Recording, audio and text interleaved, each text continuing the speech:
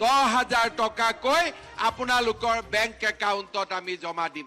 Hello' বন্ধুসকল নিশ্চয় সকলে ভাল মই আৰু আপোনালোকে চাই আছে টেক চেনেল বন্ধুসকল প্ৰতিদিনে আছে আজি আপোনালোকৰ মাজত এটা সুখবৰ লৈ আহিছোঁ কিয়নো ডক্টৰ হিমন্ত বিশ্ব শৰ্মাই অসম চৰকাৰে এটা মিটিঙত ভাষ্য প্ৰদান কৰিছে যে যিসকল মহিলাই আত্মসহায়ক গোট কৰিছে সেইসকল মহিলাৰ একাউণ্টত সোমোৱাই দিব 10,000 টকা খুদ মুখ্যমন্ত্ৰীয়ে এই কথা উল্লেখ কৰিছে আপোনালোকে চাওক ভিডিঅ'টো চালে আপোনালোকে বুজি পাব যে কি উদ্দেশ্য কৈছে বা কোনসকল মহিলাক এই 10,000 টকা দিব চাওক সম্পূৰ্ণ ভিডিঅ'টো চালে আপোনালোকে বুজি পাব সো ভিডিঅ'টো আপোনালোকৰ মাজলৈ প্ৰভাইড কৰিছে আপোনালোকে ভিডিঅ'টো চাই লওক এবাৰ 10,000 টকাকৈ আপোনালোকৰ বেংক একাউণ্টত আমি জমা দিম।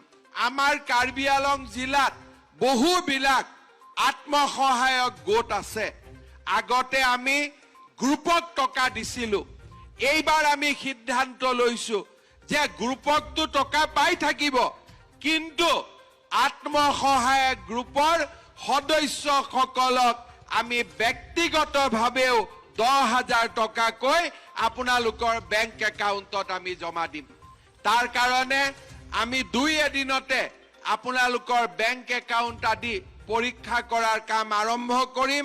কাৰ্বি আলং জিলাৰ বহু মহিলা এই আঁচনিৰ পৰা উপকৃত হ'ব।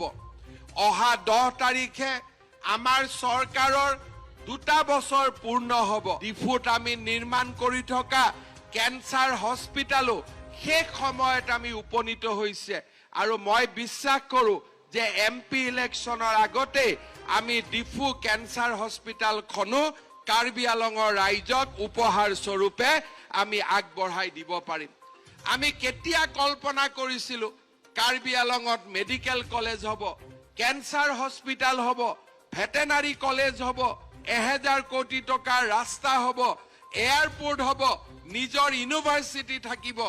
এই কথাবোৰ আমি কেতিয়াও কল্পনা কৰা নাছিলোঁ কিন্তু যেতিয়াৰ পৰাই কাৰ্বি আলঙৰ ৰাইজে কাৰ্বি আলঙত শান্তিৰ পৰিৱেশ নিৰ্মাণ কৰিলে, জাতি উপজাতি সকলোৱে শান্তি সম্প্ৰীতিৰে থকা আৰম্ভ কৰিলে, আজি আমি তাৰ ফলাফল দেখা পাইছোঁ। আৰু আজি আমি অলপ আগতে ভিডিঅ'টোত দেখাৰ দৰে এখন পৰিৱৰ্তিত কাৰ্বি আলঙৰ প্ৰতিচ্ছবিও আমি দেখা পাইছোঁ। মই বিশ্বাস কৰোঁ যে আমাৰ প্ৰধানমন্ত্ৰী নৰেন্দ্ৰ মোদী ডাঙৰীয়াৰ আশীৰ্বাদত তুলিৰাম ৰংহাং আৰু তেওঁৰ কলিগসকলৰ চেষ্টাত আমাৰ কাৰ্বি আলং জিলাখন আৰু বহু আগুৱাই যাব। যিদিনাখন কাৰ্বি আলঙত আমি সকলো মহিলাৰ কাৰণে অহা এমাহ 2 মাহৰ ভিতৰত আমাৰ এফিডেভিট হৈ যাব, আমি অৰুণোদয় আঁচনিৰ টকা বেংক একাউণ্টত দিম, তেতিয়া মই আকৌ আপোনালোকৰ মাজত আহিম আৰু কেইবাটাও ডাঙৰ ৰাস্তাৰ কাম আমি হাতত ল'ম আৰু লাহে লাহে ইলেকশ্যনত দিয়া আমি সকলোবোৰ প্ৰতিশ্ৰুতি আখৰে আখৰে আপোনালোকৰ সন্মুখত আমি পালন কৰিম। সেই কথা মই পুনৰ এবাৰ দোহাৰিছোঁ। আগতে আমি গ্ৰুপক টকা দিছিলোঁ, এইবাৰ আমি সিদ্ধান্ত লৈছোঁ যে গ্ৰুপকটো টকা পাই থাকিব কিন্তু আত্মসহায়ক গ্ৰুপৰ সদস্যসকলক আমি ব্যক্তিগতভাৱেও 10,000 টকাকৈ আপোনালোকৰ বেংক একাউণ্টত আমি জমা দিম।